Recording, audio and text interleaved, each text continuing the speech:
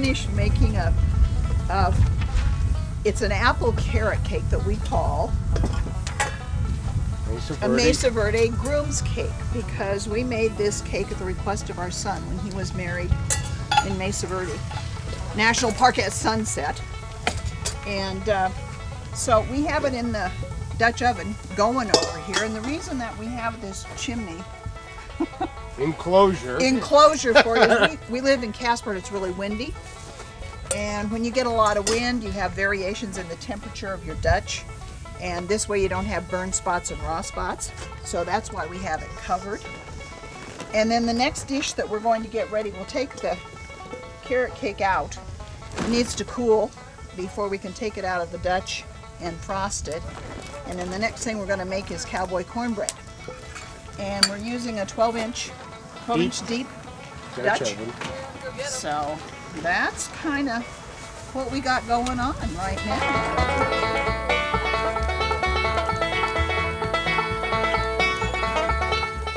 Doing some prep work for our working man stew. It's a stew that has some chicken and sausage, like Polish sausages, kielbasa, and bacon.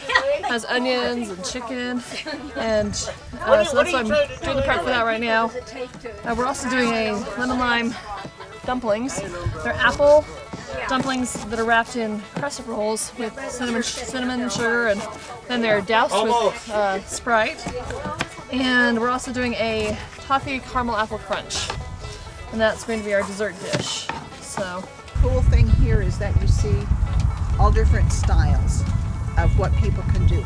This stand enables us to just cook anywhere and in our backyard, so we don't have to have, you know, coals on the ground or anything like that. We keep it right with the barbecue, because and all it is just to contain and keep the heat more consistent so that the wind doesn't.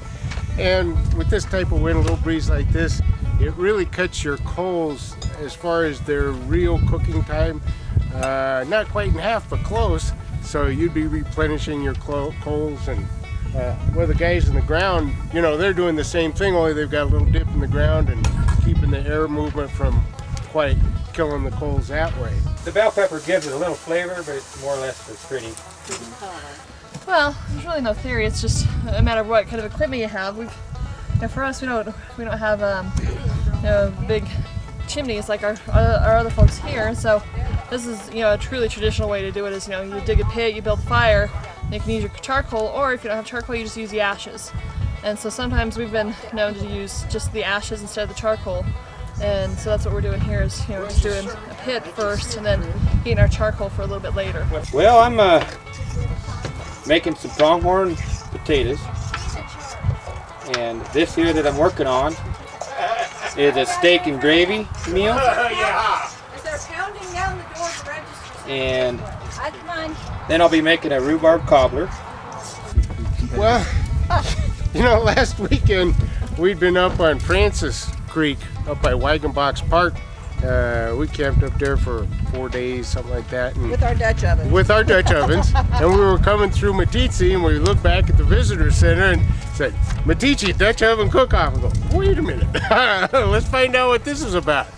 So Linda signed us up, and we came up today.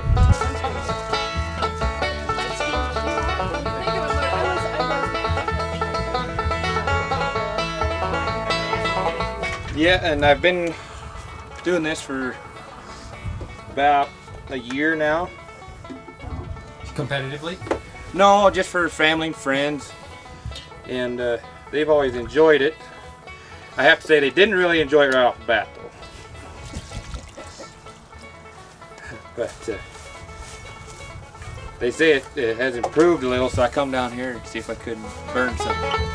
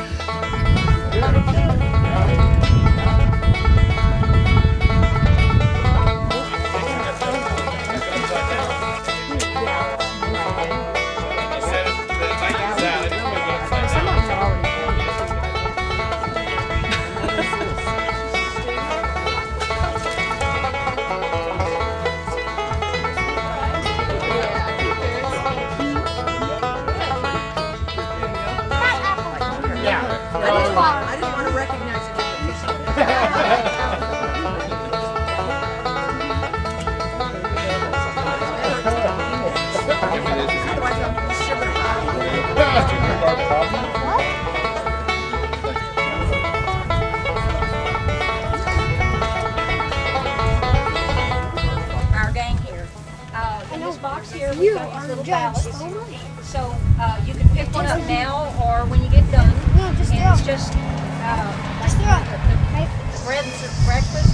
Just mark whichever team you think had the best, tastiest dish.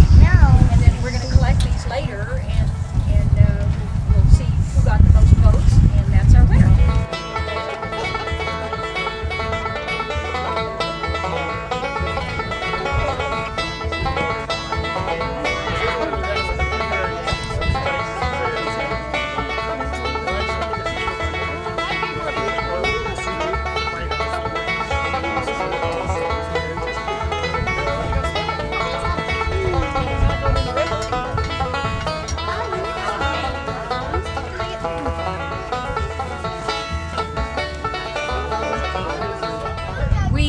Tallied the winners of our first Dutch oven cook-off, and first place was won by Suzanne and Tyler Kreitzer, and second place is a couple from Casper. It's Mike Hauk and Vicky Kothra, and third place is a gentleman from Thermopolis, and his name is Fred Hines. And we thank everyone who came out. It was a lot of fun, and we're definitely going to do this next year.